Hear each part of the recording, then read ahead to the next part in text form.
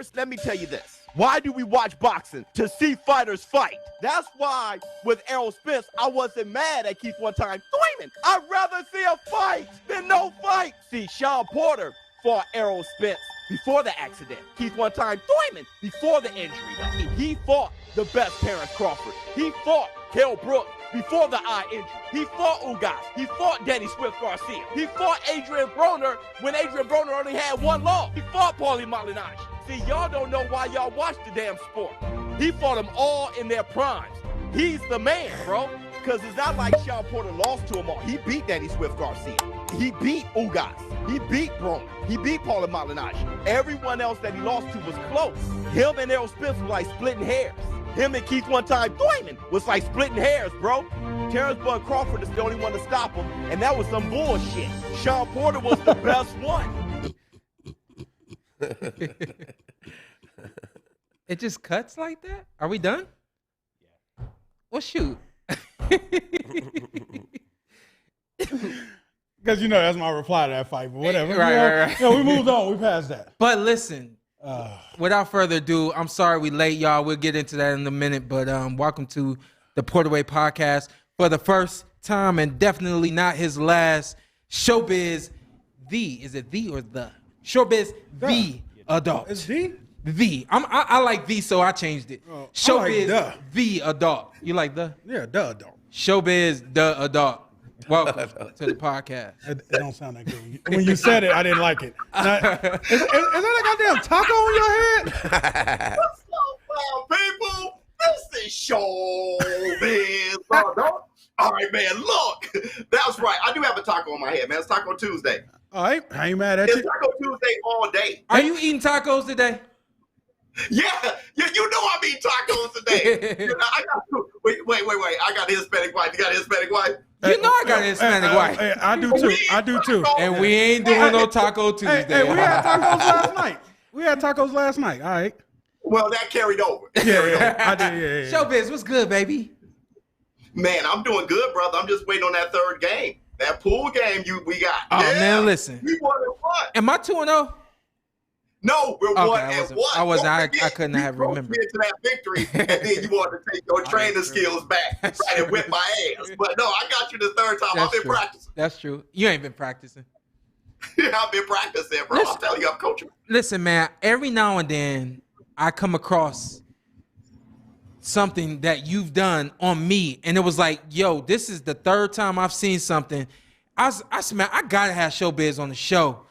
And where, number one, where does this come from? Like, what pops in your head? Say, oh, let me do something on Shawn Porter. Like, how does that even come into play, brother? I'm gonna tell you why, brother. And this is as real as it can get. You represent the boxing culture as it should be represented. Thank you, man. I have this theory, and I've said it many times on my podcast, that there has been Floyd Mayweather, one of the greatest of all time. Nothing against Floyd Mayweather, but there was an impact, an effect that he had on the boxing world, on the boxing culture, that wasn't the best effect, because these fighters saw what he accomplished and they forgot the hard work that he put in, but they saw the stardom. They saw him being undefeated, and they saw how people responded, and they saw the bag that he was getting. Yeah. And I think that impact wasn't the best impact, but through that impact, through that era, there was Showtime Shawn Porter doing boxing in the way that I know boxing should be done, that can help boxing be the #1 sport in the world, the best fighting the best. Yeah. And that's what you did.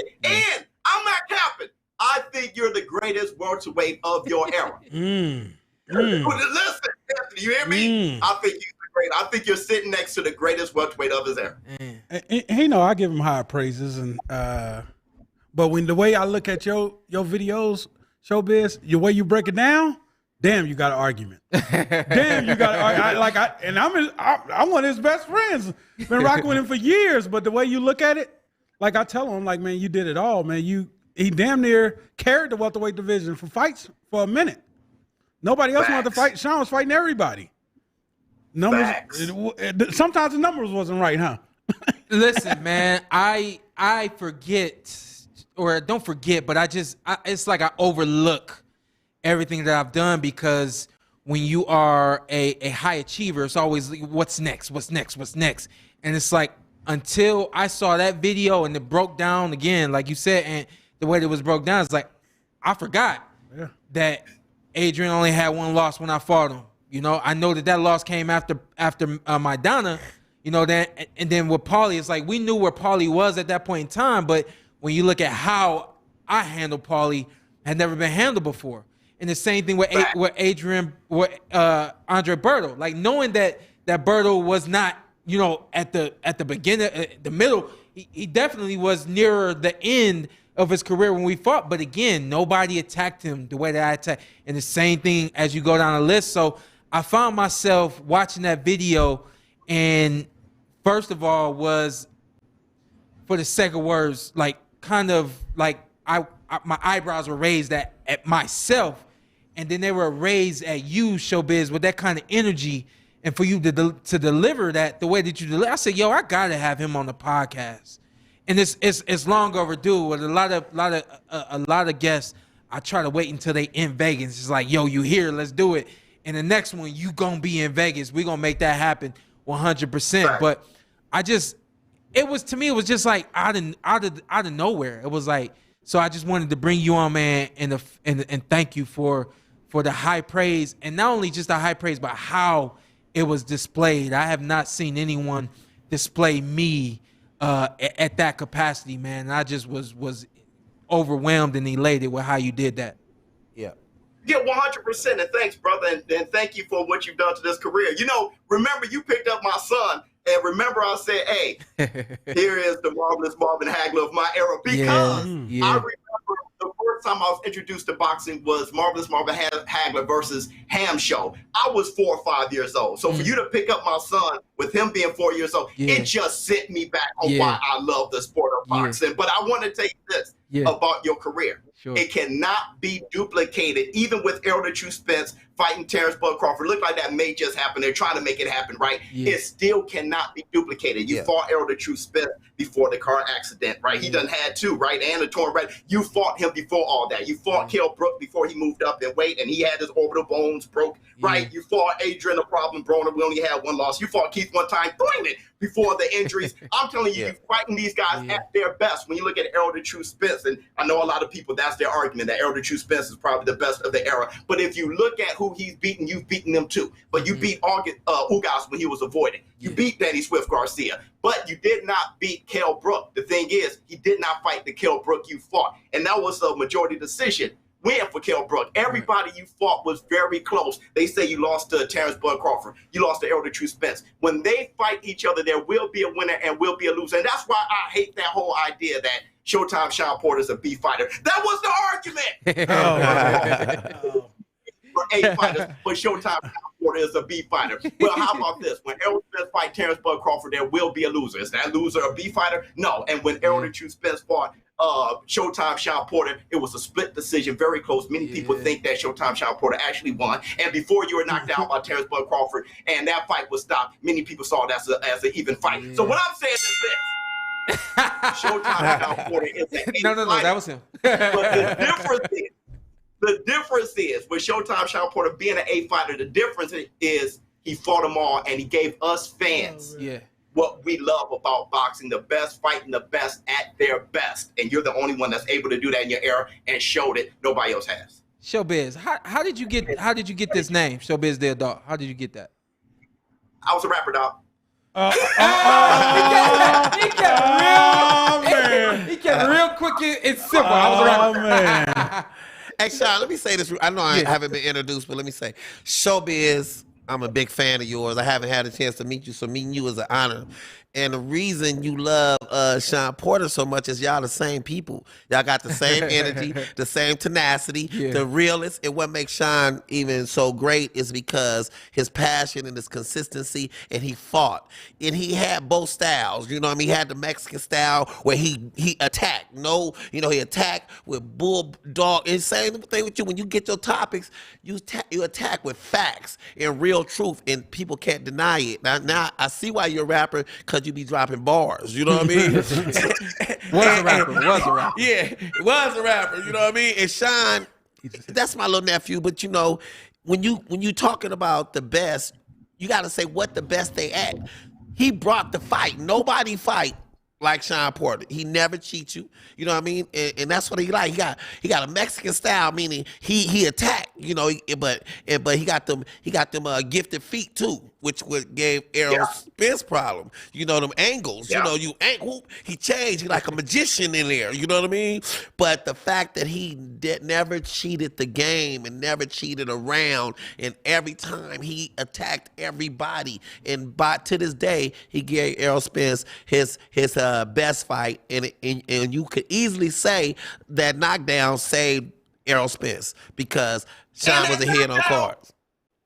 And that knockdown was less of a knockdown than when Zab Judah knocked down Floyd Mayweather.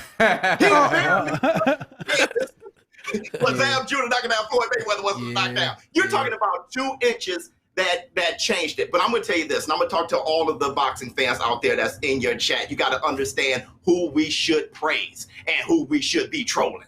When you troll somebody who took on the best and take a loss and you troll them, everybody else watching, hey, I don't want that to be me.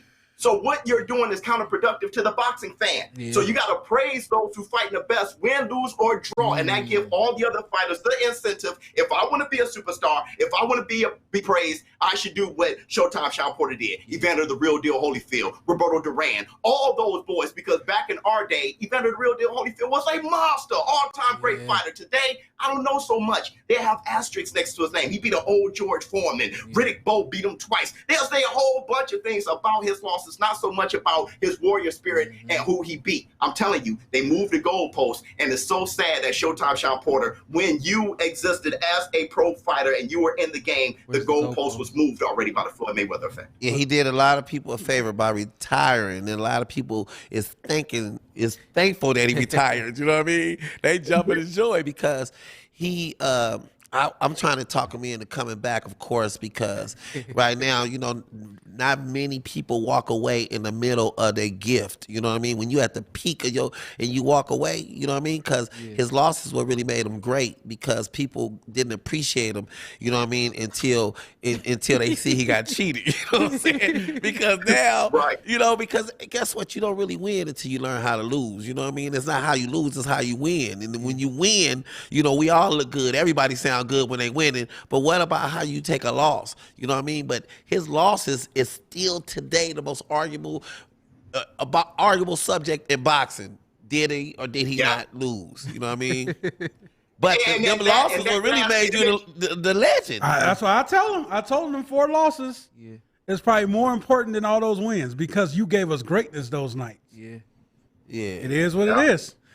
Yeah, and that last image of Shawn Porter punching the canvas, like that image, it sums up who he is. When he did get knocked out by Errol Spence, the man yelled, "Let's go," at the top of his lungs. Yeah, Do you understand I love what that's that. like? I love that. If I have an hangover and I start screaming, this man's eyes rolled up when he got hit, and 2 seconds later he's screaming, "Let's go!"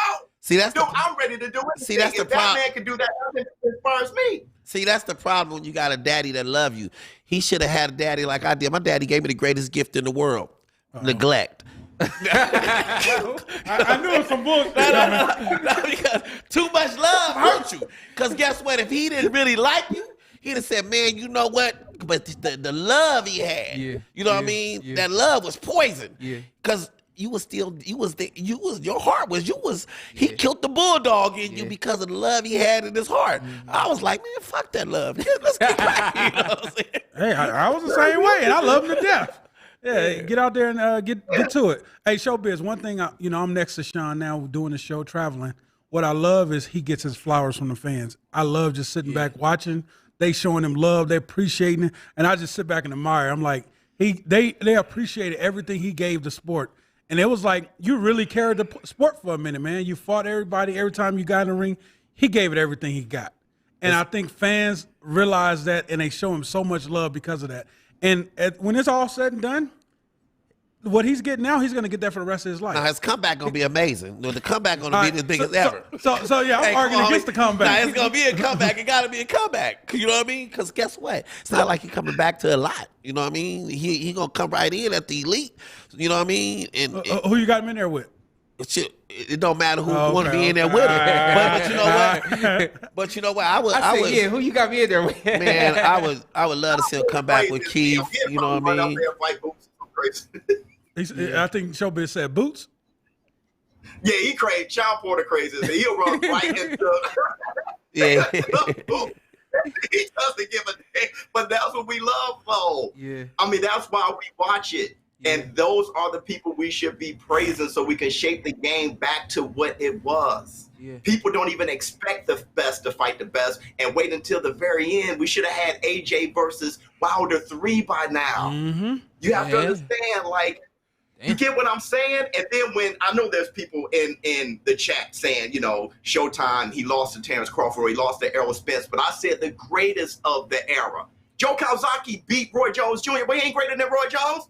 Mm-hmm. Right? Iran Barkley beat Tommy Hearns. He ain't greater than Tommy Hearns. So when you include everything that makes you great, it is an easy argument, an easy thing to understand that Showtime Sean Porter was the greatest welterweight of his era.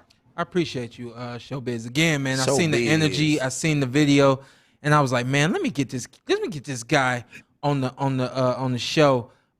Two things before we go. In reference to the pool game, we got to get that in. So please, like, let's figure out how to get you out here. Does he ever leave his room? I don't think so. I've never seen you in no fights. Yeah. I never see you leave the room. Do you? I got to do better. I got to do better. Are you still rapping? Are you still at Showbiz? You still rapping? Yes, I am. Man, what listen to some of your music, man? What kind of rap style you got? You know Why is he still rapping? Why are you still rapping? Why are you still rapping? I'm conscious. Manchester Green by Black Business. Everybody go everywhere that there's music being, streamed anywhere. Manchester Green by now Black that Business. Everyone's not gonna do that, let's move on to the next thing. What day I got to get you on the show and you ain't got nothing on your head?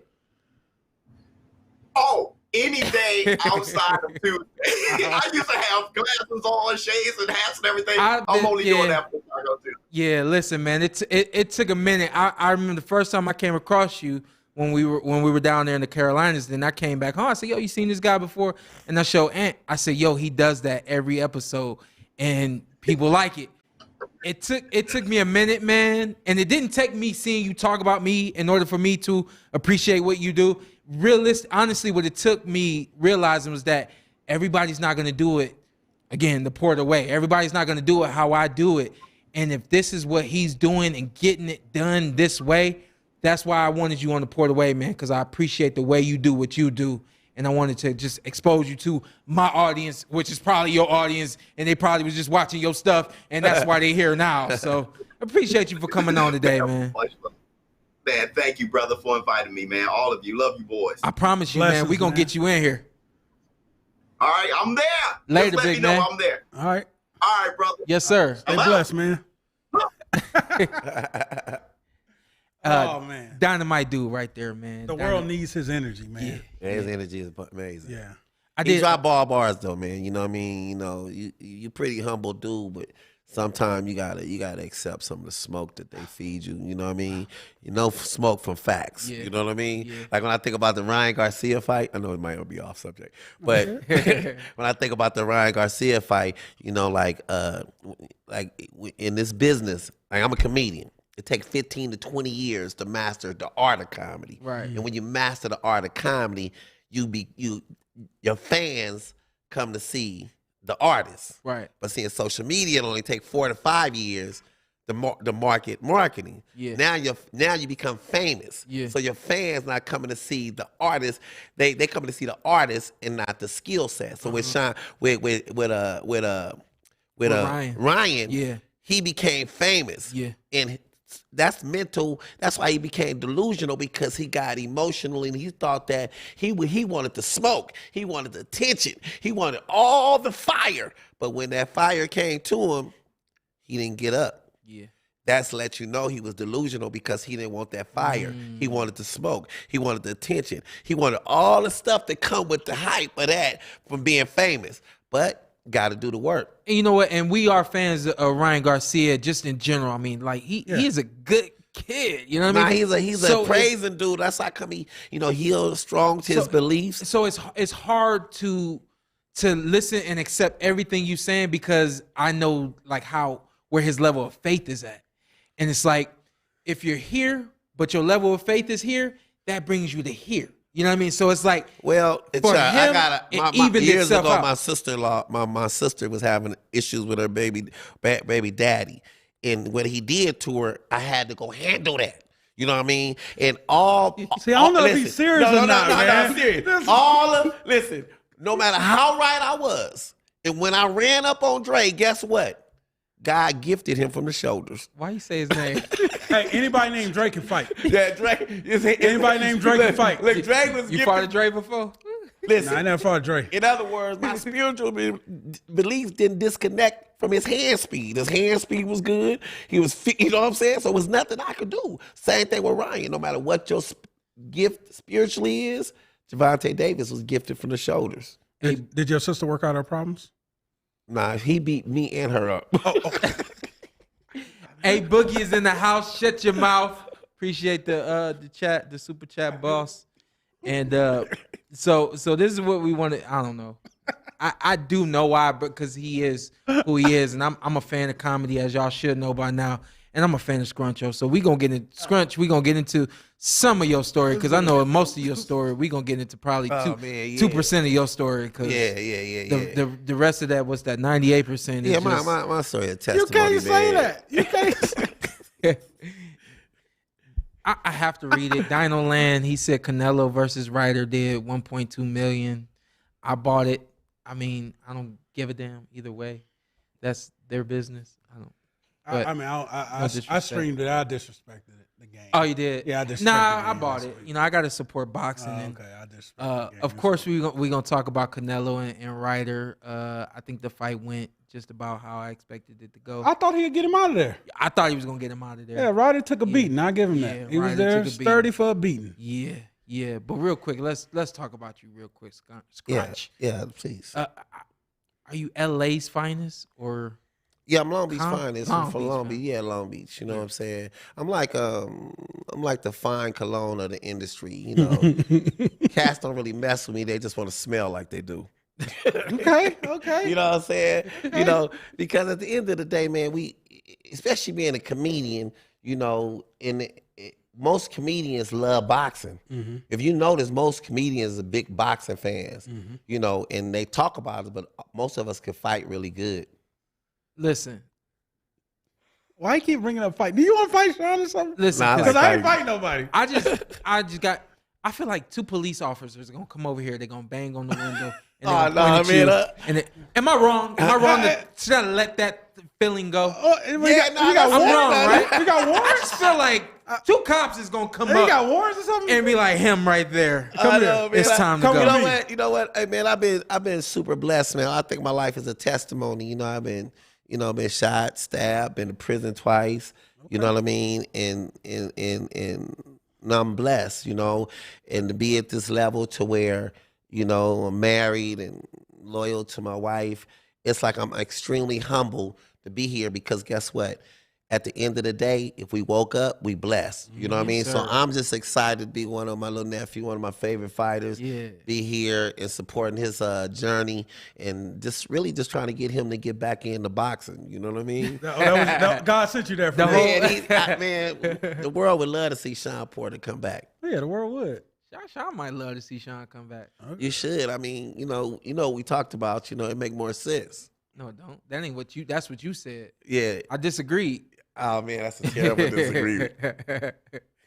Yeah, but this is what he said. Hey, listen. Can you say it how you said it, or you want me to say it? Let you say it. I'll correct you. He said, listen, man, think about it like this.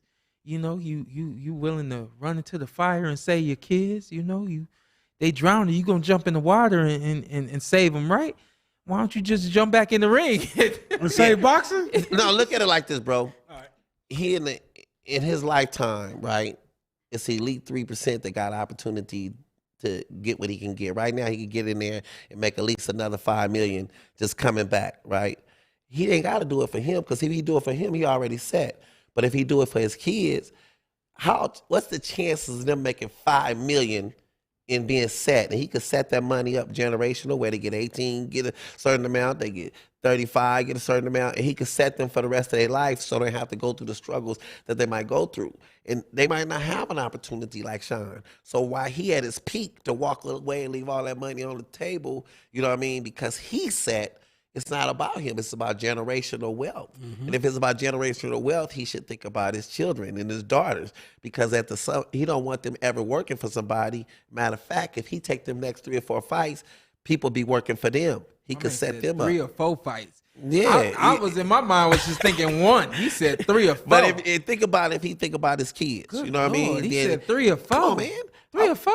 If I had action at making my kids $4 or $5 million right now, I'd do it. If I could just do it, so they could set it aside, and just think if they invested right and put it into a trust, then the money is making money while they grow up. So if he think like that, but if he think of himself and think of this business, then I ain't gonna do it. But if he think of his kids and if he want his path to be easy generation, then he'll get back in there. And so I didn't wait till now to crush you, but I'm gonna go ahead and crush you. Here we go. Here we go. Cause you know KP, you know my dad. Yeah, I love Kitty 48. So you know how you said like he's thinking about himself, he's not thinking about his kids. Right. KP thought for me. Right. So I wouldn't have to think for my kids. Mm. So we good. You know, yeah, that's cool. You say that, it's crazy. My parents skipped me and went straight to my kid. Said, "Oh, my mom was like, I'm leaving the houses to my nephew, my grandson." Fuck about me. I got a trust set up for my grandson. Your dad don't disrespect you like that? 'Cause I get disrespected. That's wild. I feel like it's some things I'm supposed to get or I should get that my dad is like, nah, he not getting it no more. Oh, I got you. Hey, I won't have to be dead for him to get it. Listen, I don't want to waste this because I know a little work went into it. First of all, Scrunch, you need to get on Twitter more and you need to get on Instagram more. I sent that information to my producer. He said, F that, he ain't been on social media since 2017. Yeah, I shed. So what? Hold on, for real? Yeah. I shed a lot of my social media down. You know what I mean? Because I shed all of it down. Actually, you know what I mean? Because you don't want them 2 cops scrolling through. He said, there you go. We've been looking for you since 2017. 367 weeks ago. That's what they say? Yeah. I didn't even know they go back that far. I might open it back up, man. I had it's understandable. Everybody, understand. Everybody, open up your social, do your social. Hey, listen, real quick. Describe your comedy for everybody. I encourage y'all. Well, let me just say check this. out If you believe, see, everybody believe in the bag. So everybody chase the accolades, the titles. But if you chasing the accolades, the titles, the fame, I'm not that guy. But if you chasing who the best at what they do, I'm that guy. You know what I mean? I sell out my shows with just when people know I'm coming because that's what I do. I'm the best at what I do. Meaning like, in boxing, you could say you the best. You know what I mean? But in comedy, it hurts people and offend people. They don't like, it's kind of like, because you programmed to believe what you want to believe. If I tell you the raw truth, I'm messing up your programming. But in reality, when it comes to this stand-up comedy, just Google me. I'm the best at what I do. You know what I mean? It's an art. It took me 15, 20 years to master the art. You know what I mean? And the deeper your pain, the more you could elevate the gift. You know what I mean? So people who ain't been through enough might not want to see my comedy. My comedy is a different level. But it's kind of crazy because even though you think raw, but it's not like when I'm telling a bunch of sex jokes. I don't tell sex jokes. I don't really do a lot of cussing. I don't do a lot of bagging. Man, I just tell what I've been through and I make it funny. You know what I'm saying? So if you know somebody that you got to come see me, because if you can't see me, you're going to defend the people you know. You know what I mean? But in reality, when it comes to this comedy, you looking at the best at what I do. You know what I'm saying? Period. And that's not being arrogant. That's just being honest. You know what I mean? 25 years. People who see me, they'll tell you. Yeah. You know what I mean? Yeah. So it is what it is. And you're supposed to feel like that. Why would I want to see you if you don't feel like you're the best? And I don't even feel like that. It's just facts. Yeah. You know what I mean? Okay. You know what I'm saying? Okay. It's just facts. You know what I mean? I go up dead last at every comedy show for the last 17 years. Hey, that says something. That says something. And I go up so late, my nickname is Tomorrow. You know what I'm saying? So, and at the end of the day, I don't like to take over. So when I walk into the room and I grab that mic, I got to go to work. Mm-hmm. No, you never going to leave remember my jokes. You're going to leave remember seeing my heart. You know what I mean? What Shawn is to boxing is what I am to comedy. Don't compare us. So what, you around the LA scene, New York, or you everywhere? Everywhere. I'm everywhere. Yeah, I go everywhere. Okay. You know what I mean? And I love New York. And when you talk about comedy, you got to talk about New York because that's the mecca of comedy. And all the great ones. If you can't make people laugh in New York, you can't go nowhere. And then you got the raw cities like Chicago, Atlanta is hot, Philly. You got to, this comedy, everybody think they funny until you put a mic in their hand. Mm-hmm. Yeah. I want to turn this into a comedy show, but I got to ask, how were you the first time you did New York? Man, the first time I did New York, I went up during the East Coast, West Coast beef, right? Uh-huh. And because I was super thugged out. I mean, I was on my little crib shit. I had a little gangster shit. Where are you from, the West or East? Yeah, I'm from Long Beach, right? Okay. So I'm getting ready to go to the stage, and I tell Rudy Rush, man, do not tell them I'm from Cali because they was beefing, right? And to say the least, he said my name. I'm the first comedian that ever got booed and never went on stage. Oh. They what did he say from California? They even say my name. He said, man, y'all know from the West Coast. And boo. But then I came back the second show. He said it right. Only one to get booed and didn't go on stage. Man, they called. But and it's like, then he said the second time, the second show, I had a 10 o'clock show. And then he said, gave me from around the way, and then he let me do my thing. And New York gave me love, and they've been giving me love ever since. New York is really hard, too. When I first hit New York, I went to this little club called BBQ's, a little barbecue stand. I heard about BBQ. It's raw. It's still raw. Yeah, and then they was booing a dude in a wheelchair. Right? I said, what? But that's how they is.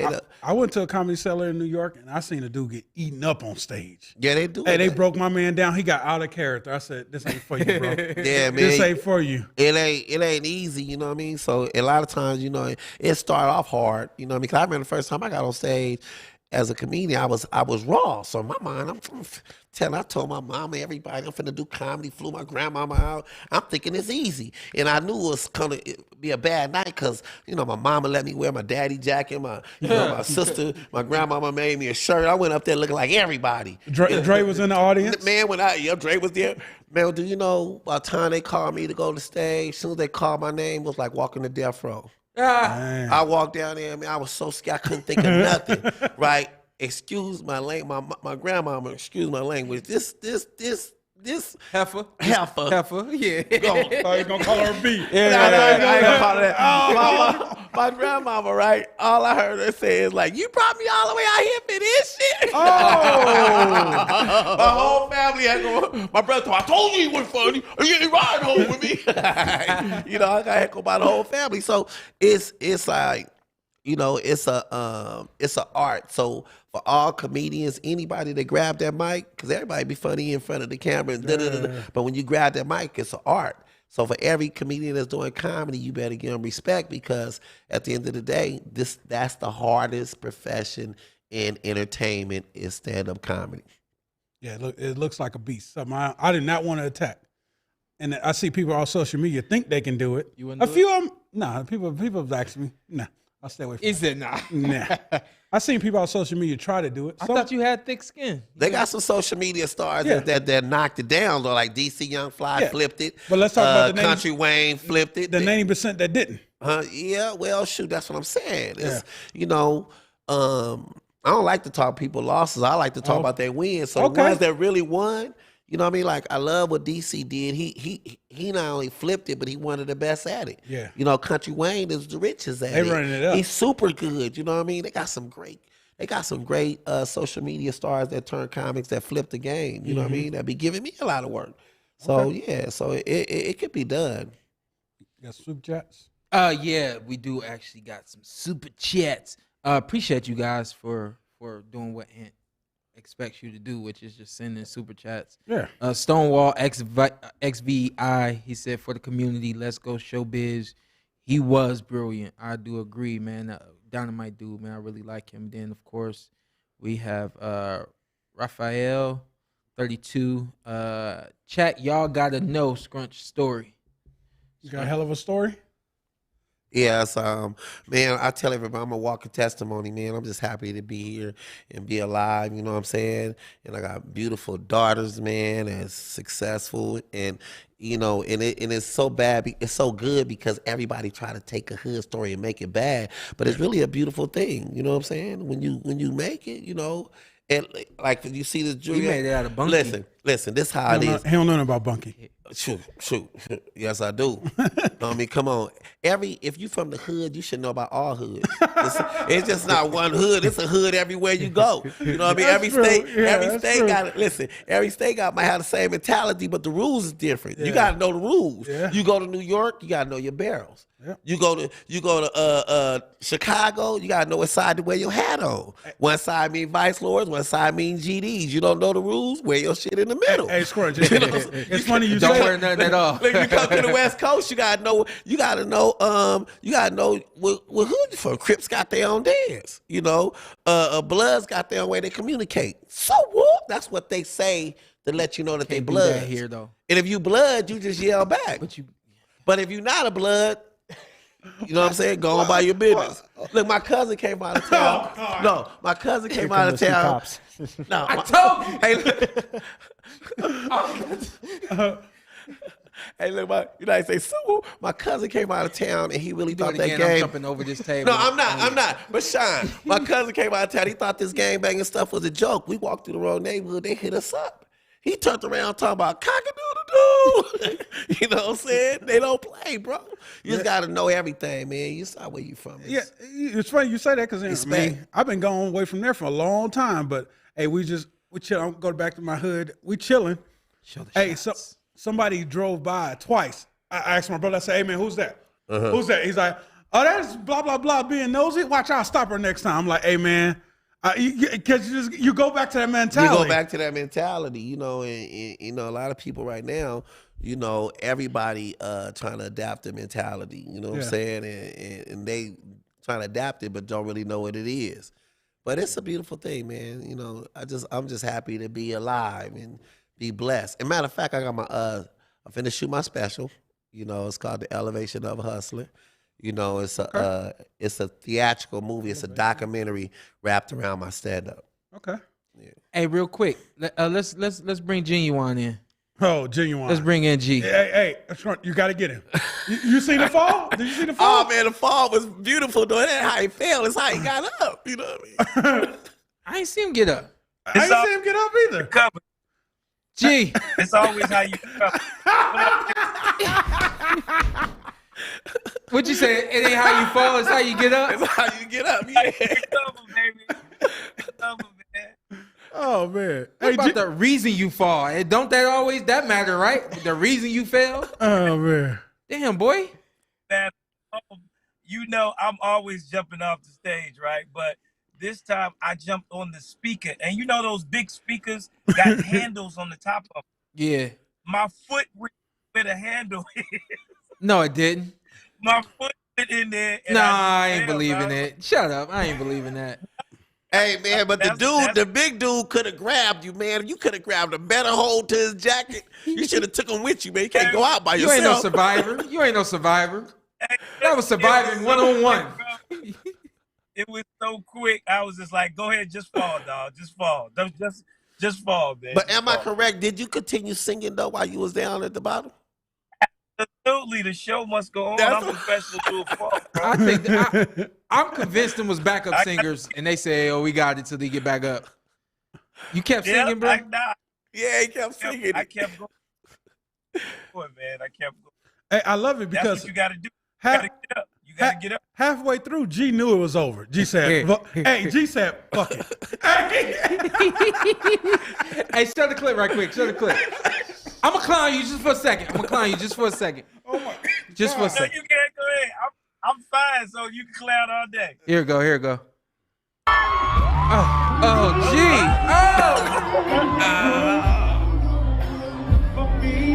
He's still singing.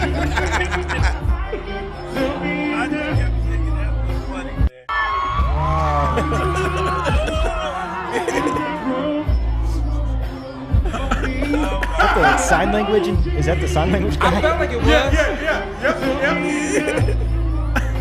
Yeah, I was trying to take out the interpreter. I was like, interpret this. So I couldn't tell if he was like just like trying to front, like he was security. And he was just trying to front because he knew everybody was looking at him. He was actually the sign. He was doing the sign language. Dang, you tried to silently take him out. Yeah. And it was one point. It came from nowhere, so he did the right thing. He didn't know what was going on. Yeah, at one point, hey, Ginuwine, once I noticed when you impacted, you had the momentum. Once you feel, it was a split second where you started to go backward and you started to reach. At one point, I see what you see when you thought you could save yourself. At what point? Yeah. And by the way, how far down did you have to fall? All right, that's a good question. He was still falling. He was still falling. I was just like, I was just let go and let God, man. Let go and let God. That's all. Hey, so like I said, man, I wanted to just kind of talk about that right quick and tell everybody that doesn't know, if they haven't been paying attention, what's going on with it. I think you said did you say you broke it? What? What's up with your ankle? How you feeling? Oh no, I'm definitely good, man. I hurt my back a little bit, but I didn't feel that until two days later. Yeah. All the adrenaline, man. You don't feel none of that. Hey, G, how you? Well, let's get back to some boxing. How you feel about that fight that we seen a couple weeks ago? Brother, I loved it. I wish I could have been there. Tank did his thing. Tank from Baltimore, DMV, stand up. He did his thing.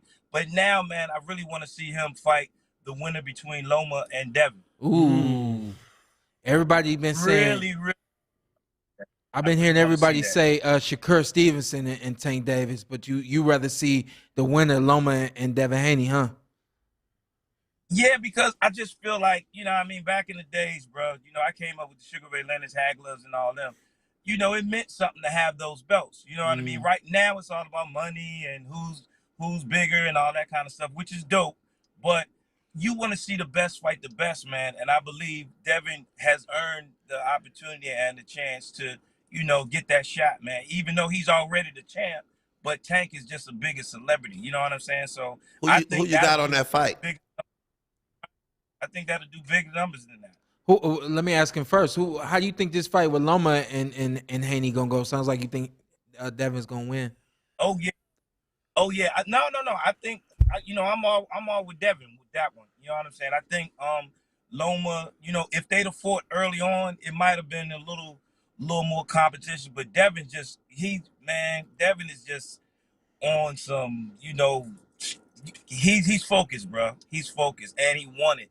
And that's what you want to see in our champions, man. He'll never say he don't want to fight nobody or who's he for. At least I haven't seen him say that. But he wants it. Shakur wants it. I think Shakur is next after that one too. So that would just be good. We gotta always see who's the best, man. And so I think both of those fights for Tank will be good. And Tank's been talking about, if you've been listening, Tank kind of don't want to do it that much longer. So I believe, if he really want that money, go get them belts if he can get them, and then fight Shakur. I like it. Now, did you watch Canelo this weekend, or were you too busy getting up? Busy. Yeah. I actually looked at some of the highlights, and I was shocked that he didn't get them out of there. But a lot of people don't understand when a person like, what's his name, Ryder? John Ryder, yep. Yeah. So when a person like that gets an opportunity, they're at their best that night. You know what I mean? So you ain't gonna always knock somebody out. That's why I always tell people that, Jordan and Pippen and all of them, you cannot knock what they did and say it's a different era and all that. Because when people fought them, when people played them, that was like the 7th NBA Finals game for any team that played them. Yeah. So you got to understand how much they were on their square every night. to be the champions that they ended up being. So it's the same way, man. When a person like that gets an opportunity, you can't say, oh, Canelo losing it or nothing like that, because that man got an opportunity of a lifetime. So he is at his best. Yeah. You'll probably never see Ryder like that again. Man, thank you for coming and kicking it like that. Yeah. I didn't expect that, man. Yeah, I should have known that by now. He's always impressive with his boxing knowledge. Yeah. Who you want to see Canelo fight next? Ginuwine. Canelo, man, I just wish he would stop cherry picking, even though he has that right. I don't think he should fight Bivol. I think he should go ahead and fight either Benavidez or Charlo and get it out the way, man. Like, come on, man. He's almost kind of like getting out of there, but you got to respect his professionalism. You got to respect his athleticism, the way that he get down, do his thing, stay in the gym. You got to respect that. But time is now, man. Fight Benavidez or fight Charlo. I really want to see him fight Charlo. Do you think he had his peak, or is he on his way down? Oh no, I think he's already reached his peak. He's just still so good at where where he is. He's a gym rat. So even him sometimes at 70 or 80% is better than some people's 100%, because he's truly dedicated. That's what I respect and love about him. Yeah. I think I think that he's on his way down. I think he's on his way out. I think that it's only a matter of time. And I don't think that we'll get a fight between Canelo Alvarez and David Benavidez. I could possibly see. I think I would bet money that we see Charlo versus Canelo before we would see Benavidez versus Canelo. So, do you think you'll see Benavidez versus Charlo? I would love to see that. Yeah, we should, but I doubt it. I don't know, man. Aren't they both under Al? Yeah, they are. So we might. That would be a good one, though. That'll be a good one. Yeah. I think people are a little more confident in themselves after the fight that Benavidez just fought. Not that he didn't look good, but people was just really, really scared of him. I think now, people are saying, well, all right, okay. I think I can get in there. Mm-hmm. So, I definitely want to see Charlo and him before Benavidez, but Charlo and Canelo, that'll be dope. Yeah. That'll be so dope. Yeah. I think he should take him. I think he should do that sooner than later too, man. Because Charlo, I would go with Charlo on that just because that's the homie, but he hasn't fought in two years. So if I'm Canelo and I got that, in my mind, I'd go ahead and fight him now. You know what I mean? Do you think? Let me ask you a quick question, Shawn. Do you think it's a fear factor with Canelo or his camp when it comes to Benavidez, or is it gonna mess up their money bag? I can't tell you how that camp moves. Mm-hmm. There's a lot of fighters where they control the camp. Then there's other camps where the camp controls the fighter. Right. And then there's other situations where it's even kill. Who are we gonna fight? What's our best chances? What's the most money we can make? So on and so forth. I don't know how they make their decisions. Mm-hmm. If I had to guess, I would say that they would feel more comfortable getting in the ring with Charlo. I think that just overall, when you look at the makeup of a Charlo, about the same height, if not a little taller, not quite as active round by round, like a Benavidez, who's much taller and bigger and busy. I think that they would lean towards Charlo, but I can't tell you like who is the one that's making the decision. I think Benavidez have a better chance with Canelo have a better chance with Benavidez because he don't really rely on the jab. I think you know what I mean. Like a cat that rely on the jab get Canelo problems, right? If you got this stick, you know what I mean. But when you with Benavidez, Canelo will be able to get off a little bit. I like to call it being a painter with your jab hand. Yeah, and a painter with the jab hand can do all this. This ain't Canelo or this ain't Charlo with his jab hand. He's not. Right. He's not that jab hand ain't busy. It ain't busy. He just starts with the jab to set up the right hand. Right. As much as most fighters do, you know what I mean? So I just think if he gonna beat Benavidez, he gonna get more busier. Yeah. You ain't gonna just break Benavidez down with one big shot. Yeah. And I realize he's not as busy as he used to be. Well, Canelo, right? Not gonna walk him. Yeah. Benavidez, they just gonna be two bulls, and Benavidez gonna be getting his stuff off. Yeah, I think Benavidez, but I never seen nobody really go to Benavidez' body neither though. I Hey, never seen him work the body. Hey, listen, G, I know you pulled over, man. We appreciate you for pulling over right quick. I need to ask you one thing. No, I need to ask you one thing. I can't get you no tickets. I can't do that. I won money on this. Did you think Ryan should have got up? Yes, I thought Ryan should have got up. Yeah. There you go. Hey, Tell me why you don't think he got up, Sean? Was it pain or was it fear? It was fear, you know? And I don't want to stay on this long, but it's not. So when you look at the word fear, like, don't look at it as scared. Ryan was afraid of Tank, or Ryan was scared of Tank, or Ryan feared Tank. No, Ryan feared what was coming. Yes, Tank was coming, but being in the position that he had never been in before, being hurt that way, and not knowing how to react or not knowing what he was going to do. Most fighters, this is a true story. Most fighters get knocked down. They first time getting knocked down, they get up quick because they don't know. They've never been there before. They get up too fast. Embarrassment. They don't recover, and then it leads to embarrassment. You know what I mean? So while that man was able to stay down on one knee and analyze everything, his judgment was it's my best interest not to get up. Yeah. At the same time, give him credit because that shot in the second round, I thought he was done. Yeah. And he popped back up. Yeah. Yeah, but it's all good. Yeah, I think nobody ever asked during the whole interview, can he take a punch? They never said that. I mean, so it's like, Well, hey, G, we'll check back in with you, big dog. We appreciate you, man. Thank y'all, brother. Yes, I appreciate y'all. God bless you. Always with the bucket hats, too. Stay blessed, Look man. at him. Always got the old school bucket hat. Got a couple. Do we? Why don't you read one? I got to be the one to read it. Yeah, that's what they pay for. Well, with this one, you talking about Rafael, go all the way back $5. 32. He said, everybody on the panel, tell your story. Start cooking. Get them super chats. This is a good time for Ant with 2 T's and Showtime Sean P to give us the juiciness. What we got? What do you have? What do I got? I mean, what did he want? I mean, I don't know what. What do you want? Our story? Tell your story. My story of life? Yeah. I don't know. I came here at 10 years old.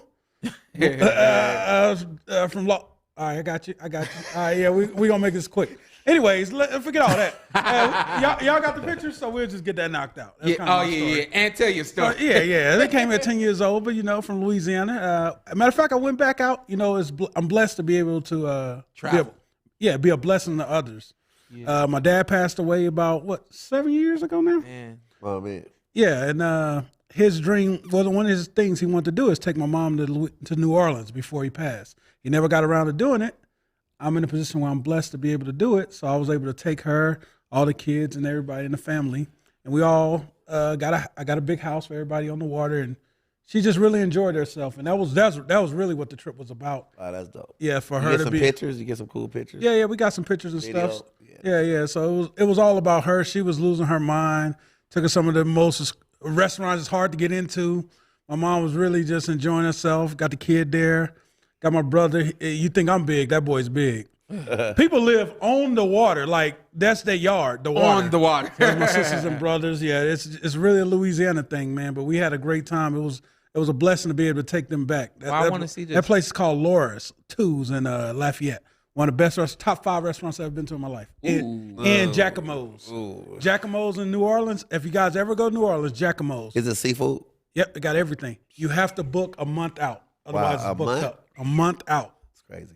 Dang. I know that's not going to work for you. No. It's not going to work for me. But if you ever go to Louisiana a month out, I got you. Man, listen, tell them I'll make it work. Yeah, but it was the South was always a good time. Good people, good food. The love is always real out there. Cheap. That's another thing I love. Gas $2.99. Oh wow. Yeah, the bill was like $120 for 6 people. Make me want to just go back there just to get some gas. Yeah. But yeah, we just got back from Louisiana. We had a good time. When last time you been home? Welcome back, man. I'm going home in June for my niece's graduation. She'll be graduating the Cleveland School of Arts. Okay. She plays she plays the cello, and she does a few other things at the school. And I think for me, in terms of telling my story, I'm working on my documentary right now. We're going. Production is going. I'm literally just on the phone with somebody yesterday about funding and things like that. My life I live a great life, and I've said this multiple times. If I had a paintbrush and I could paint the life that I would be living after boxing, I would literally paint everything that I'm doing right now. So when it comes to my story, just wait for it.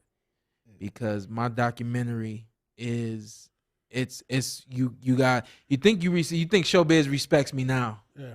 It's gonna be some things that are shown in that documentary that no one ever knew about and no one ever expected. And my story is just one of adversity and how to face adversity like a champion and come through it and just live to be that testimony and live to share in the blessings and gifts that God has given me, that I'm living in my purpose daily, and I absolutely love it. Scruncho, we're not gonna get into your story because I love to hear that story, man. If you can say your life in one word, somebody hit me with this right now. Yeah, just what you've done. The first word that came to mind was extraordinary. Somebody asked me, I said effort. Because I had no degree, nothing. Yeah. And I made it happen. Yeah. So I said I had no excuse. No one helped me. My parents didn't help me. Yeah. Nobody. Yeah, but you know what? Redemption is beautiful. Like my son graduated this year from the high school I went to. Yeah. And in my high school, I was a class clown. Always in and out of jail, played sports. And when it was time for me to graduate, I didn't graduate, so I hid in the bleachers and I watched them. You know what I mean? Yeah. I watched my classmates. And Jeff McKinley, all through elementary school, I always knew I was right behind him at graduation. You know what I mean? Because my last name was McKinley. He jumped up. And that's when I went to I just wanted to laugh because I was a jokester. But that's the first time I kind of cried and realized, oh wow, I really messed up. You know what I mean? Because I was such a clown. But when it got real, and I seen him and knew my turn was next, and I was behind the bleachers because I didn't qualify to walk. You know what I mean? It hurt me. So now redemption is beautiful because when my son graduated from the same school this year, we're going to go take a picture under them bleachers. You know what I mean? Okay. I thought you was going to say y'all going to walk the stage together. I wish I could walk the stage. Now, I'm going to let him have his moment, man. But I'm definitely going to take a picture in them bleachers, So redemption is, often is a beautiful thing. That's a hell of a story. I always tell people it's okay to leave home. Mm-hmm. You can always go back home. But success does not always lie at home. For me, I had to leave Cleveland, Ohio. I had to leave Northeast Ohio. I can always go back to Northeast Ohio. But for me to do everything that I did and become everything that I become, I had to leave. Yeah. And the reason why I say that is because when you had an opportunity to go back under those bleachers and show your son, hey, this is where I ended up because I wasn't doing right. Right. And I plan to do the same thing with my boys. Right. The house that I was born in and lived in as a baby in Cleveland, the house is gone. And I have an opportunity to take my boys home and show them where daddy's house ain't at. Right. Wow. Because mama didn't have and daddy didn't have and we didn't do and we couldn't. Man. And look at where you are now through the things that I was able to do for you, for us. Man, that's testimony right there. But you got the same testimony because you truly don't know how far that's going to take your son. Man, it's dope, though, because here's the thing. When I did comedy, I always did it for everything, and I didn't realize. It's going to be a long one, hey. I didn't realize how powerful comedy was. I mean, one night I got on stage, and I got this bit when I bring a white guy to the stage, and I taught him how to act hood, and he do all the hood stuff, and it's hilarious, right? So after the show. Yes, you. Listen, so after the show, him and his whole family get around. You want to get paid to do it now? Right. So him and his whole family get around me and they all crying. So I'm saying, oh, did I say something? What I do? And I wonder why they crying.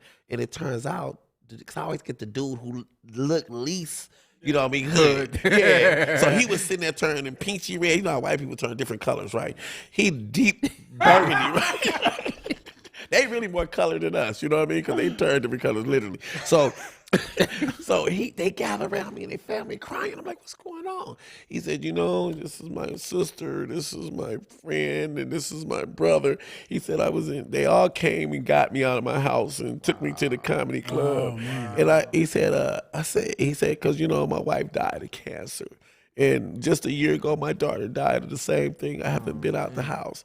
And he said, it's because of you I could laugh again. Oh, wow. And it blew my mind. Yeah, you and trying then to tear me up right now. But immediately I realized that the gift God gave me is not for me. Yeah. That's why it's called a gift. Yeah. So you got to I restructured my gift to where I don't want to just tell my version of the hood. It's not about me. It's like, how can I make you laugh and heal you at the same time? Yeah. And that's the difference between my comedy. It ain't no ego involved. It's like God gave me the gift. Let me figure out the love in it. You know what I mean? Yeah. Because they think comedy is based around humiliating, bagging, talking shit, and but it's not. Yeah. You know what I mean? It's about your journey. Wow. That's one right there.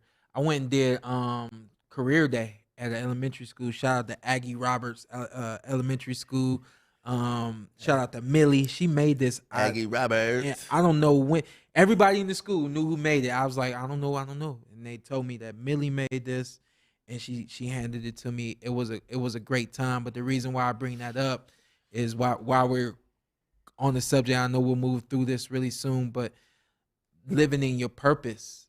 And I told all of those kids, like I had to highlight video for them. They going crazy. I mean, it was a great time. Right. But after all of the fun, let me bring you all the way back to why I'm here. Right. I'm here because I earned the ability to come do what God has given me the ability to do. Exactly. Which is extend my gift, extend my love, extend my motivation, extend my the confidence that I have and my ability to get other people to believe in themselves. Right. And I'm here to tell all y'all that I started doing this when I was 4 years old. I never stopped. And then everything I knew that I could do in life, I either did it right there what y'all saw or no, because y'all saw me doing the commentary too. And everything that I wanted to do, so just kind of that last testament before we move forward is that's how I live. I live daily to give, to make others smile, laugh, feel encouraged, and feel warm inside. I think that we all have the ability to do and that's the thing. Everybody talk religion, but religion is really not the thing. The greatest one thing all religions got in common is love. Yeah. So if you look at the big picture, right, it's dangerous because that's the way God look at it, and you're going to form an opinion, and the next thing you know, you're going to have an opinion. Now you're part of the problem. Mm-hmm. But if you zoom in on who's ever in front of you, no matter what color, race, gender, sexuality, if you just zoom in on them and just give them the spirit of love, and then you change the world one person at a time. That's how I go. And that's the gift. I believe in that. Listen, let's get into Canelo right quick. And Raphael, he 32. He said, "Maul Charlo is not a competitive fighter anymore." We'll see, man. We had him on the podcast a couple weeks ago, and he said he's ready to come back. But hopefully he is. I mean, he's clearly youthful, clearly healthy, and clearly got a hell of a right hand. So. And Ralph, got one more question. Oh, what you got, man? Talk about the Regis signing with Matchroom. Oh yeah, that was big. Yeah. He got to fight back home ASAP. Shout out to Louisiana, man. I'm trying to get Shawn to go. I want to go, so we'll see. But it'll be in and out. Regis is extremely underrated. Yes. He's extremely underrated, man. I don't know why, but that boy is strong, man. When you don't have the face behind you, or you don't have the name behind you, or you don't come from what's typical, you know what I mean? Like, he's got a lot of there's a lot that has held him back, and then of course losing that fight to Josh Taylor some years ago now. There's a lot that's held him back. Yeah. But trust me, at 140, I don't think it's anybody that can beat him at 140. Man, I highly doubt it. You know what I mean? Because he's strong and ain't good, ain't he underrated. He been my dark horse for a long time, and I think you got to catch him on a bad day to get him. I love catch him on a bad day. Regis is one of my favorite underdogs, and a lot of cats don't even. A lot of cats don't even know about Ashton H2O, and I'm not just saying it because we're one of my partners. But if when you see him, gifted, power, both hands, elusive, don't get hit. I haven't seen him get hit yet. You know what I mean? 135. Okay. 135. Undefeated, you know what I mean? What's his name?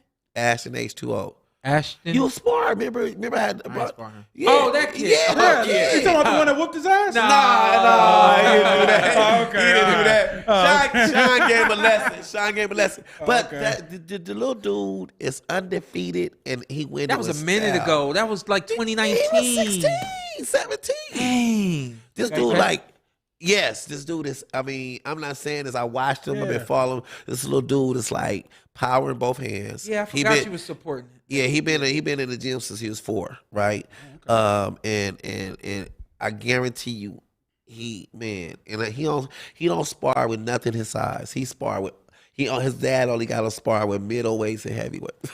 See, the dads always get you in trouble. Yeah, you know what I Always mean? get you in trouble. Listen, let's recap real quick and then let's look ahead. Let's get up out of here.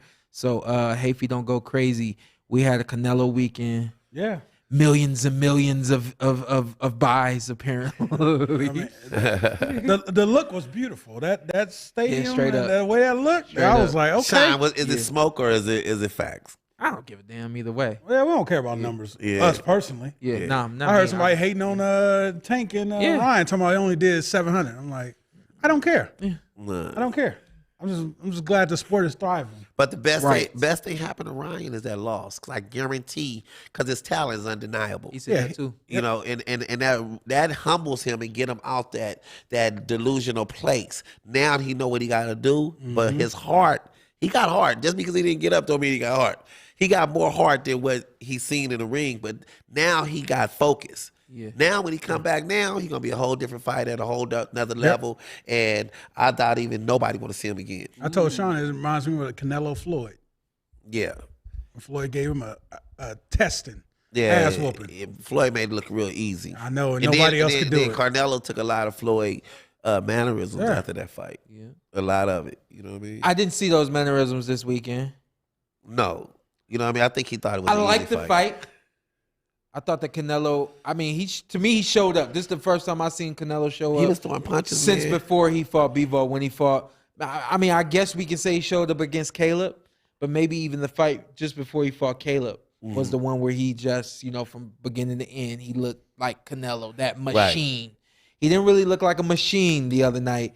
He just, to me, it was a good boxing match. Yeah. And again, to G's point, when you know what your challenge is, somehow, some way, you've gotten everything is ready for that challenge. Yeah. And so it would have been hard as hell for virtually anybody to knock out John Ryder, because John Ryder had gotten himself to a certain point, mentally, physically, the whole nine, where even when he went down at one point, it was like that really didn't faze him. I think when you get to that level, right? I think when you get to that level, I think he don't have the passion without fear.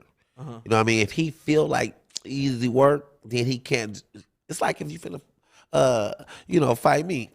You can't muster up the passion and fight like, you know what I mean? Because you don't believe that I can beat you or hurt you. So for you to get to that ready level, it's gonna show that you're not really ready. You talking about Canelo, right? Canelo, right. So hold up. So do you think Canelo got another gear that he didn't show us the other night? Absolutely. I think that's it. No, absolutely not. The last couple of fights, like I said, the work rate has dropped significantly. Right. It's just like he's looking for the big shot. Yeah, because he ready to go. He ain't got nothing in there sparking him. You know what I mean? It's like you got 52 Mercedes and Sean give you another one. How you can't find the passion to fix it up? You know what I mean? He better have that passion for Dave Benavidez. Yeah, that's a different level too. So you think Bivol is going? Since I got that loss versus him, he's going to train even harder. I don't think he's gonna ever be. I feel Bivol. It's kind of like that was a hell of a right 1-2 though. Yeah, but one of my favorite fighters in boxing is Errol Spence. Yeah. Right? Because I love his Mexican style. I love the way he plant. I love the way he dig. It's nothing about. I love his character. You want to be Mexican, but Terence Crawford just tailor made for Errol Spence. You know what I mean? Because Taylor Crawford got dancing feet. You know what I mean? He's not going to just stand there and get hit. Yeah. And the problem that gave Errol Spence more problem is the cat with dancing feet, Sean Porter. He was turning them, catching them. Now, when you get a fight like Canelo? No. I'm sorry, Terence Crawford. Okay. When you get Terence Crawford, he just tailor-made. Plus, he got long arms, so he not reach distance. And everybody that Errol Spence had his best work with, you know what I mean, they done had gifted feet. Man, listen, that's a hell of a fight. That fight Look like it's gonna be easy work, though. I think they're tailor-made work for for each who? other. For who? Terence Crawford. Oh, I got Earl. And They're tailor-made for each other. And I got Earl. Huh? I got Earl. I think Earl is I don't even know if he's stronger, but the way he box is not tailor made for Terence Crawford. He fighting right into like that's. So one thing I didn't realize with this sport, been around it long, experience is the most important thing. And if you look at Errol Spence's resume, you look at Terence Crawford, it came in whole water. But look at their style. Hey, I don't care about that. Remember I don't care about that. You know, styles make fights. I don't care about that. You know what I mean? And if you think about the way Shawn fought Errol, I think that made him a better fighter. yeah, but Exactly. you still got to catch him. You know what I mean? You still got to catch him in. And I never seen nobody just hit Terence Crawford. Like, and Errol he gonna step in, he gonna come off the jab, and he gonna catch that body. It's gonna be great. It's And if gonna you be a good can't, fight. I love that Yeah, fight. I know. Dang. Hey, when I argue, I don't people, care. Even if we never get it, Yeah. I'm gonna still play certain things in my head so I can see it I ain't myself. gonna lie, I kind of gave up on it. Oh, We've been yeah. getting some good boxing, but hey man, then I think his lifestyle is different. You know what I mean? Yeah. I remember when Errol Spence was just raw, didn't wear no jewelry. You know what I'm saying? And just used to wear the glasses. He was humble and quiet. You know what I mean? And he was just a machine. But now, you know, the lifestyle. You know, I think he calmed back down with the accidents and stuff. But he was wilding for a minute. Yeah, but he was wilding. But all I'm saying is Terence Crawford is consistent. He got the same. Yeah. He like a machine. He's still like a machine. You know what I mean? Yeah, It's like, but I do think it's a tailor-made fight for the public. greatness. But it's not happening for a reason. Come on. Come on. Hey man, come on, man. You know the powers that be. You know what I mean? It'd be it's easier for the PBC to make it than it is for Terence to make it. Now, PBC wanted that fight to be, it would have been.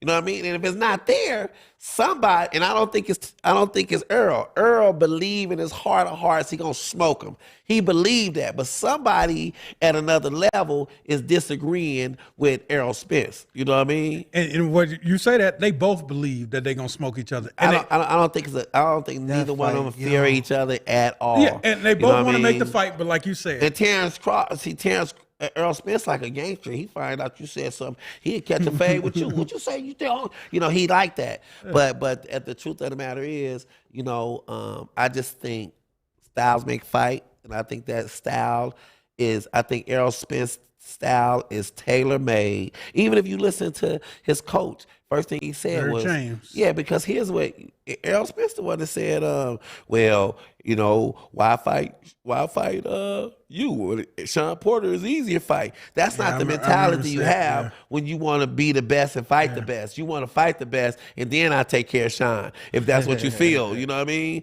And then I heard his coach say, Daryl James say, well, you know, he's depending on his athleticism. He ain't going to have it. It might not be there. You should want it to be there. You know what I mean? You have to listen in between. You know what I mean? But that's Al Heyman is tight.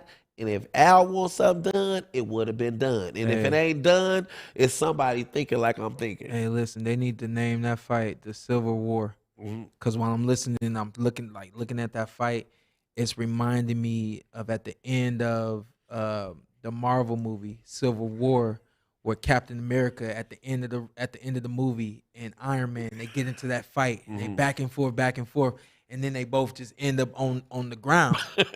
Like, I don't think it's gonna be like that though. I think both guys have what it takes to make that counter immediately, make that move immediately. It's gonna be. I mean, it's gonna be. It's a simple. And I really listen. I love when people Earl, say it's listen. simple. I don't think it's gonna be as competitive because I think what's gonna happen. You think Terence blow him out the water? I think all Terence got to do is turn him. He gonna keep turning them. He gonna keep turning them, catching them off because he got dancing feet and he got power in both hands. You know what I mean? And Earl, he's just not gonna let Earl just go to the body and go to the body. It's not that easy.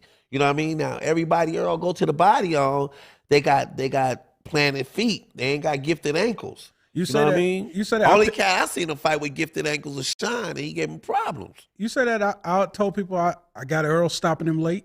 Also can see Terence dancing his way to a victory. Now, I said just like that. The only way Errol would have stopped him late if he didn't have power. But you gotta remember, Terence got power in both hands. These two idiots is stupid enough to sit there and exchange, and somebody's gonna get caught. But I just think Errol got the heavier hand. I disagree with that. You don't think that's sit there and exchange? I think that. I think we could see a couple of moments where one wants that get back right away, but for the most part, I think both of them gonna fight smart. Yeah, I think if Errol push it, he probably got a better chance of trying to strategize. Mm-hmm. But if he go straight at him, he gonna have problems. You can't do that. Terence Crawford. Here go the dilemma right here. Mm-hmm. Right?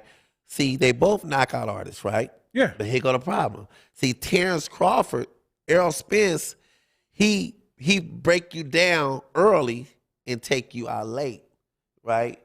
Terence Crawford, he figure you out early and take you out late. You see what I'm saying? And that's what make a great fight. It's a play on words, man. I feel like you just said the same thing twice. Hold on. So we got a draw. We got a draw. I don't think we got time for a draw. What if it's a draw? How mad would everybody be? Man, listen, if that fight is a draw, if it go the distance, it's a hell of a fight. It could be a draw. It could be a draw. If it go the distance, Errol Spence gonna win. Cause that mean he been beat him up, and Terence is on the run. But Terence usually figure everybody out by the 8th or 9th round. So you got Terence stopping Errol. Yes, he gonna stop him. Okay. Man, listen, you just said it take. Can I say this? Hey, you can say that. I made more money betting on boxing than I made doing comedy, and I done made millions doing comedy. I done made more money betting on boxing, and right now my ratio benefits right now on boxing is about 93%. Hey, I don't lose. Hey, Scrunch, you say that now. My problem is I used to bet my heart. Betting on this dude, betting on a lot of people. Hey, Ryan. Me and Ryan, that's my guy. Text him. I had to bet against him last week. I'm paying for my wife's whole baby shower off the Ryan fight. Hey, Ryan, when Ryan didn't get up, I said, yes. But I love Ryan. I love him. Why you ain't just not bet? Because sometimes everybody seen what I seen. I knew what was going to happen. Yeah. Everybody seen what I seen. Listen, let me read this one right quick. Shout out to Leonard Ellery. He didn't help me. Shout out to Eli Bryant. Sean Porter is a living legend. Thank you, sir. He gave us the fights we all truly wanted. Much love. Yeah, that's our guy. Eli. No, that's our guy back in New York. He said he's going to hold us down when we come out for Taylor. Eli, I don't know you, so stay away. and see, like, let me ask you a question, Sean. What percentage does sparring play in somebody that you, period? I think it depends on the fighter, but for most fighters, if I had to put a number on it, I would say at least 80% of fighters, they need sparring. And it's not a matter of finding somebody that moves and emulates the guy that you're getting in the ring with. You have to, like I like to say it, get your blood to boil, get it hot. Right. Because on fight night, you can't stop your lungs from moving as hard as they're gonna move. You can't stop your blood from going as high as it's gonna go. You can't stop all of those internal things you feel on fight night. Right. So what you have to do is simulate that in training. That way, when it happens on fight night, you're ready for it. A lot of fighters either don't know how to do that or they don't do it enough. Well, let me ask you this. Here I ask this question, right? Tank get a lot of flack for, a lot of people got, like Devin and Shakur, they kind of like to, say they did a lot better in sparring. They brag on, I beat you in sparring. Yeah. But in reality, the truth about sparring is this, right? Sparring gonna always favor the technical fighter, the fighter with a better skill set. No, sparring is always gonna favor the fighter that's going hard. But remember this though, but kinda. But kinda not. Because look at it like this, Sean, right? A power puncher loses a great deal because remember, you spar with 16 ounces gloves on. Yeah. You sparring, bro. For a power puncher, you got 2 pair of gloves on, bro. Yeah. You got 2 pair of gloves and headgear. Yeah. You know what I mean? You could easily perceive that, hey, I could get this cat in a real fight because you didn't got your blood flowing. You haven't really felt the real power. And when they spar, they not 90% of the time, they're not even in full fight shape.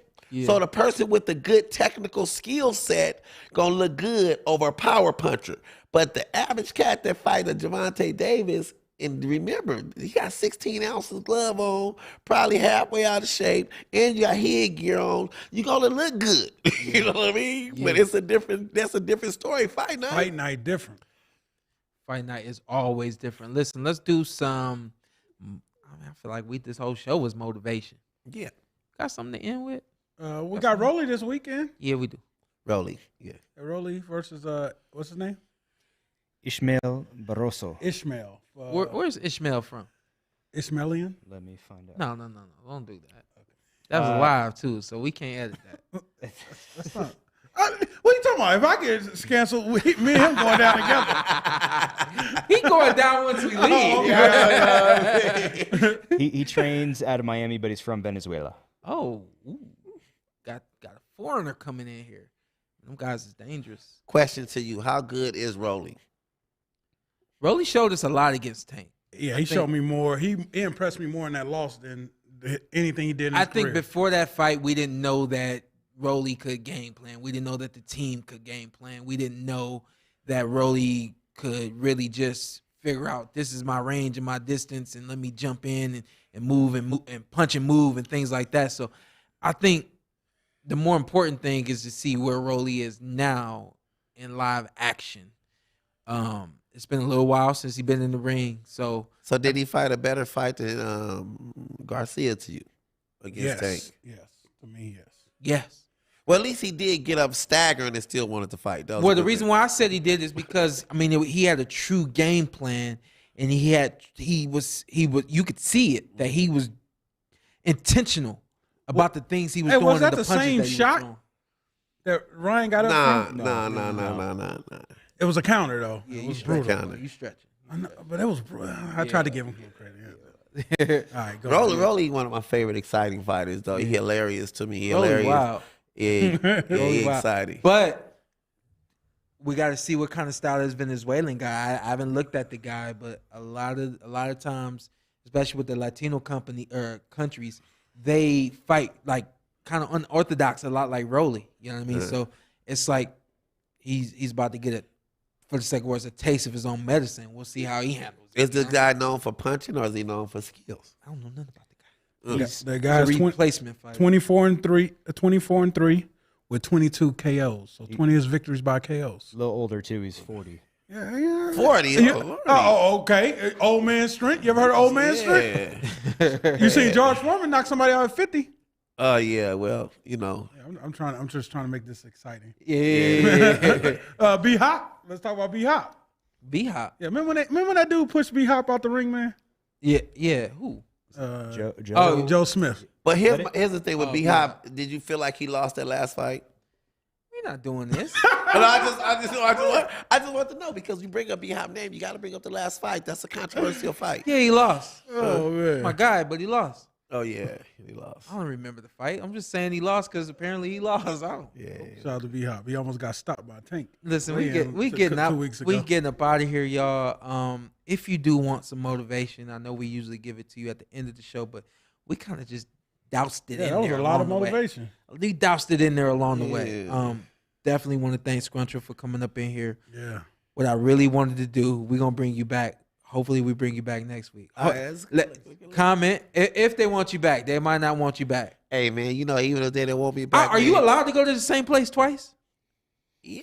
I wasn't sure, man. Yeah, man. They know where you're at now, you know. Yeah, you know, man. Hey man, I just wanted to support your brand and appreciate you giving me sharing your platform with me. Yeah. You know, your gift ain't, when you share your gift with anybody, your time is greatly appreciated. Sure. Your whole cast and staff been extremely kind to me. Yes, sir. And everything was beautiful, man. And I enjoy myself, and I enjoy your fans as well. Appreciate you, man. Listen, you got anything in closing, big dog? Nah. I mean, well, PorterWay Podcast will be in the building on Saturday. Mine is Sean, so don't ask me where's Sean at. Have you gonna be there? Where? Cosmo. Oh yeah, I'll be there. So if you see Hafey in all black, take pictures with him. I promise Where y'all. you going? Okay, you can't snitch. I promise y'all. Next week we will be doing a heavy preview of Haney versus Lomachenko. It happens in 2 weeks.